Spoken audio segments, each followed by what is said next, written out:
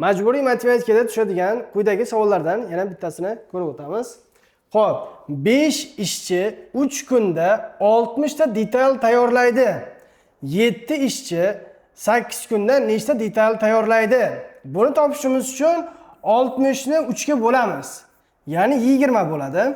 Bu 20 miz 5 ta ishchimiz bir kundagi qiladigan mehnat kelib chiqadi. Ya'ni xo'p, endi 20 ni 5 ga bo'ladigan bo'lsak, 4 bo'ladi. Demak, nima ekan? Bir kunda bitta ishchimiz nechta detal tayyorlash kelib chiqadi? Demak, 4 ta ekan. Endi bu birinchisi, bitta ishchimiz bir kunda 4 ta detal tayyorlasa, demak 7 ta ishchimiz 8 kunda deyapti. Demak, nima ekan? 7 ni 8 ga ko'paytiramiz. 7 kara 8 56 bo'ladi. Demak, 56 ni ko'paytiramiz 4 ga. Ya'ni 224. Bu esa B javob bo'ladi. Videomiz yoqqan bo'lsa, kanalimizga a'zo bo'lib, bitta like bosib qo'yamiz.